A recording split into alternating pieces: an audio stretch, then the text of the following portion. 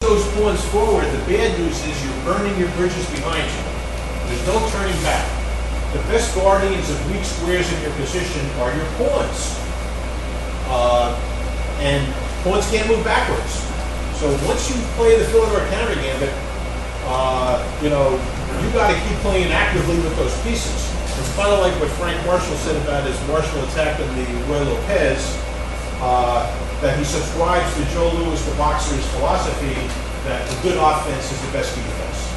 So forget about trying to consolidate your position. In 1796, a year after Philidor's death, they had the gigantic chess match in London. It was a 5-game match, and Black lost all 5 games, so I don't know how much of a tribute it turned out to be. Obviously, the guy that volunteered to play the black side of this opening had never played it in his life before and didn't know how to play it properly. His mistake was that he didn't realize you can't consolidate your position. Once you push those pawns forward, his name was Wilson. It was Atwood versus Wilson, and Atwood won all 5 games. And Howard Staunton in the 1800s, being from London himself, was familiar with that match, and he actually annotated the match. So when Paul Morphy goes to London in 1858, all roads lead to London in this story here, he played against Howard Staunton. Staunton dodged Morphy in the one-on-one match, but they did have 2 consultation games.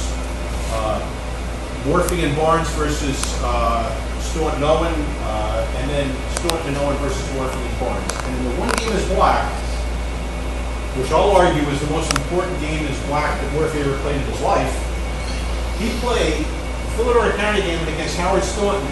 He played right into Staunton's analysis. Staunton's analysis ended with the evaluation that White wins, and Morphy busted the variation right over the board in 34 moves. He crushed it. Morphy's evaluation of that same position that Staunton had said White wins was that Black sacrifices the rook. The reason why Staunton thought White wins is that the queen moves 5 times to capture this rook over here. So you're up, and you're up in exchanging a pawn, and in one variation would have been exchanging 2 pawns, but your queen spent 5 tempos. It's going to take another 2 tempos to get your queen back to safety. Morphy's evaluation was that the sacrifice of the rook is well worth the confinement of White's queen. Morphy, Fred Reinfeldt once said about Paul Morphy, he was born 100 years ahead of his time. Naked Jabut, in his book, Paul Morphy, The Evolution of Chess Theory, says that Paul Morphy, and the first time I read it, I said, that must be a typo. I better reread this sentence. He said, Paul Morphy was the first positional player. Paul Morphy was a tactician. What do you mean he's the first positional player? But then Jabut gives actual examples of all of these brilliant tactical combinations that Morphy played, and you realize that there was a positional foundation for all of these tactics. These tactics didn't spring from nowhere. Morphy understood, for example, in that consultation game, that if the queen's over here on a horrible square, there's a game where he beat Thomas Barnes in the Philidor counter gambit where Barnes' knight wound up over here. That's a big positional advantage for the player of the black pieces. You don't count material. You don't say, well, I'm down in exchange. What you say is, I'm ahead in tempos. The 4 compensations that I found out that Black gets for a small material sacrifice. That's why it's called the counter game. You're going to be giving him a small amount of material as Black. You're going to get the better pawn center as Black. And usually in a double E pawn opening, White gets the better pawn center. How many times have we seen this diagram in a chess book? This is the typical pawn formation in dozens of double E pawn openings. White has the advantage in the center.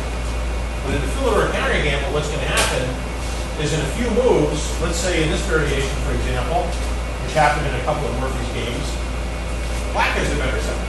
All right? Just like that, it's like role reversal. Now you're going to wind up losing this rook over here. You're going to lose an exchange. You can get this pawn for it. So you'll be down a theoretical pawn, but one of the 4 compensations you're going to have is that instead of White having the better pawn center in the double E pawn opening, Black has the better pawn center. So right there, you might be getting your pawn's worth of compensation right there. In addition to that, you're going to have a lead in tempos. Usually White has a lead in tempos in any opening. And because of that 1 extra tempo, White wins 55% of the time, and Black only wins 45%.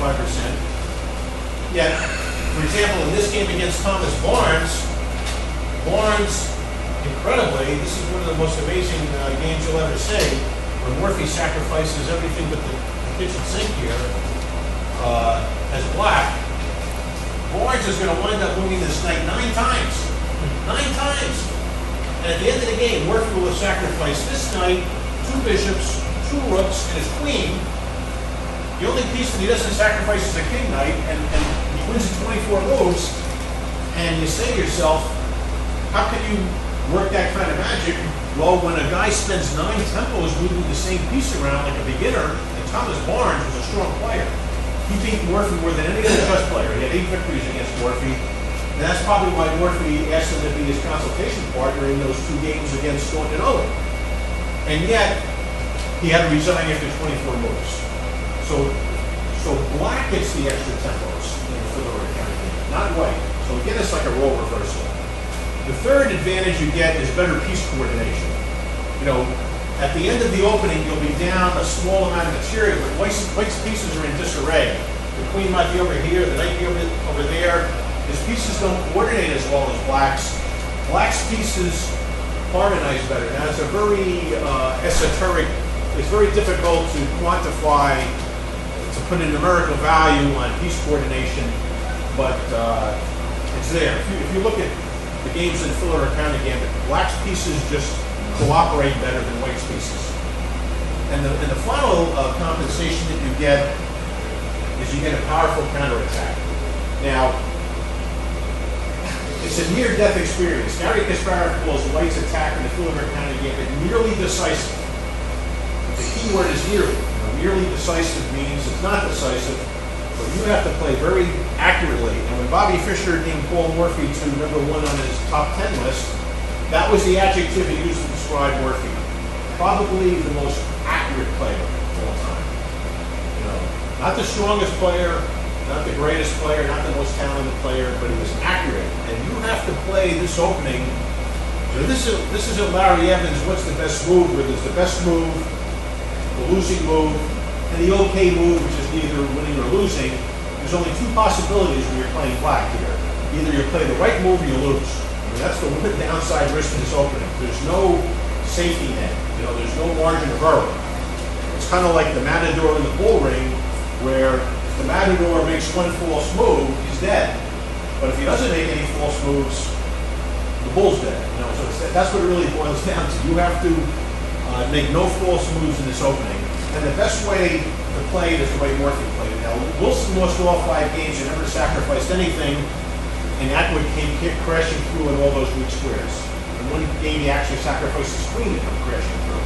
And Wilson just couldn't defend all the weak squares.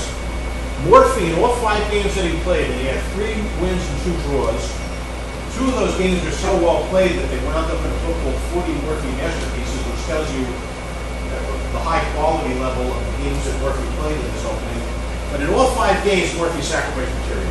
And sometimes you say to yourself, why? You know, and it took me a year and a half to figure out why.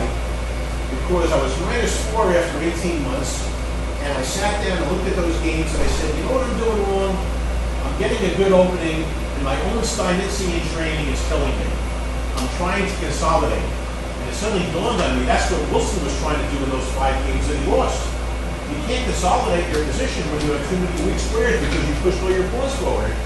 And then I finally figured out that's why Morphy sacked material in all 5 games. He knew, he understood that when you play this opening, you don't count material, you count tempos. You know, and there's some chess players that I've spoken to in the last 22 and a half years that have said, Jim, I can never play that opening. Whenever I'm down material, I get nervous. I can't relax until I get my material back. Well, you can't play the Fedora. If that's your temperament, this is a fighting. Chess is a war game. You know, chess is a war game, and the Fedora County Gambit. It's true. It's true. It's like a barroom brawl, you know, or maybe a street fight.